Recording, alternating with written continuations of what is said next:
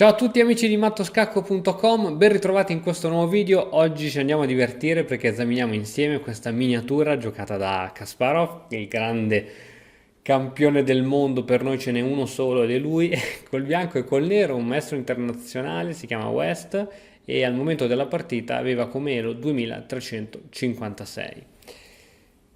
La partita apre con E4, C5, mai giocare la difesa siciliana contro Kasparov, cavallo F3, cavallo F6, cavallo C3, E6, tutto procede nella norma, D4, cambio al centro, cavallo al centro, alfiere B4.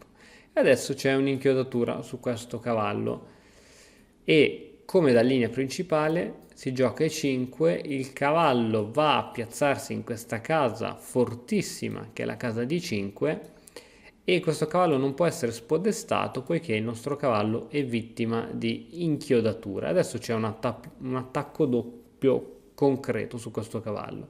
La linea principale, e che è quella che gioca Kasparov, è alfiere D2. Io volevo esaminare un attimo con te cosa succedeva con donna G4. Questa è l'altra continuazione. Il bianco se ne infischia del doppio attacco su C3 per andare subito all'attacco del pedone G7, andando a minacciare torre e a rovinare l'ala di re avversario. In caso per esempio di cambio, segue l'attacco e ora siccome c'è sotto la torre ci si deve difendere. Adesso con A3 funziona bene, il nero non può dare scacchi di scoperta perché semplicemente perde l'alfiere. L'altra possibilità che ha il nero, al posto di cambiare, dice ok, prendiamoci cura dell'ala di re, c'è l'arrocco corto che però non porta grandi risultati perché c'è alfiere H6, siamo costretti a giocare G6 per evitare il matto, perdiamo la torre, però ora il gioco del nero diciamo non è finito perché c'è ancora da giocare. Adesso comunque tocca al bianco che c'è sempre ancora questa minaccia su C3. Può giocare semplicemente donna G3 che va a contenere il cavallo, donna C5 e qui ci sono una serie di triplo attacco, attacco anche su questo cavallo, cavallo in E2 per cercare di tenere tutta la situazione, cavallo C6. Ora il bianco è un po' tappato con questo alfiere, costretto all'arrocco lungo, però insomma ora c'è il nero, c'ha praticamente tutti i suoi pezzi sull'ala di donna dove c'è proprio il re avversario. Quindi è sicuramente una partita dove è in vantaggio il bianco, ma è veramente da giocare, era interessante. Ma torniamo alla nostra mossa originale del testo. Kasparov si difende con alfiere di 2.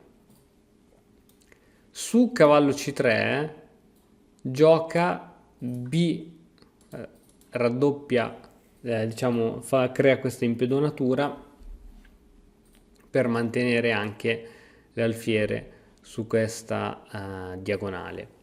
In più, a seguito della cattura dell'alfiere, il vantaggio qui sarebbe stato enorme da parte del nero, perché ora sì che questa è una debolezza e può essere facilmente attaccato dalla donna. Ok, a seguito di questa la partita continuò con alfiere F8, ritirata per tenere anche a bada a questo punto. Alfiere D3, guarda che belli questi alfieri che puntano verso l'ala di re. D6 cercando di togliere questo pedone molto forte. Donna E2 supportando questo pedone e andando già a creare anche minacce su E6 e quindi anche sul re avversario. Cavallo D7, questo è un errore. Quando c'è la struttura, quando c'è ancora il re al centro e c'è questa struttura del piccolo centro e questo centro è controllato solamente dal proprio alfiere, mettere il cavallo davanti fa sì che qui si possano creare dei temi tattici, come quello che fa il bianco. Cavallo per E6. Il nero qui risponde donna B6. Perché non poteva catturare? Perché a seguito della cattura c'era donna H5 e qui non si può spingere perché c'è il solito trucchetto che poi tu eventualmente catturi e io non mi prendo la torre, ma questa volta ti faccio direttamente questa. E su invece donna H5, anziché spingere G6, si gioca subito Re E7, comunque la storia non va a finire bene perché c'è sempre alfiere G5, sei costretto a sacrificare il cavallo, catturo di pedone, catturi di pedone, catturo con l'alfiere, sacrifico un altro alfiere per farti uscire fuori il re al centro e guarda che bella questa, donna H4 scacco, il re non può andare su questa casa, è costretto a spostarsi e ora qui la partita è finita. Per questo motivo, dopo il sacrificio di cavallo, non si può accettare questo sacrificio, ma bisogna giocare come ha giocato qui il nero, donna B6.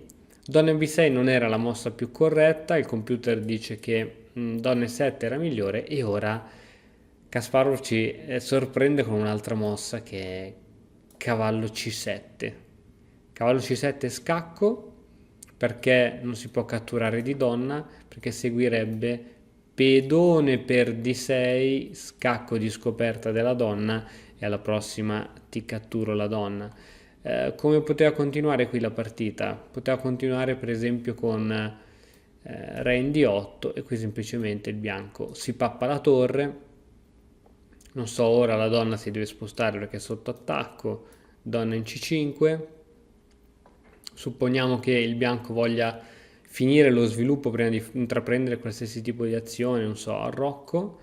Qui niente, la donna ora cattura questo pedone, alfiere 3 impedendo anche il cambio delle donne, cavallo F6, eccetera, eccetera. Comunque, insomma, la partita era sicuramente chiusa per il bianco. Poi c'è un divario anche di forza tra i due giocatori che faceva sì che il nero difficilmente avrebbe recuperato. Bene, spero che questa piccola partitina ti sia piaciuta ed è sempre bello vedere come i grandi maestri riescono a sfruttare anche i minimi errori dei propri avversari per chiudere la partita. Spero che ti sia piaciuta, noi ci vediamo nel prossimo video. Ciao! E ora per continuare che cosa posso fare? Beh, innanzitutto ti consiglio di iscriverti al nostro canale in modo tale da non perderti le nuove video lezioni. E poi puoi vedere il video che è stato più cliccato in questa settimana. Ci vediamo, ciao!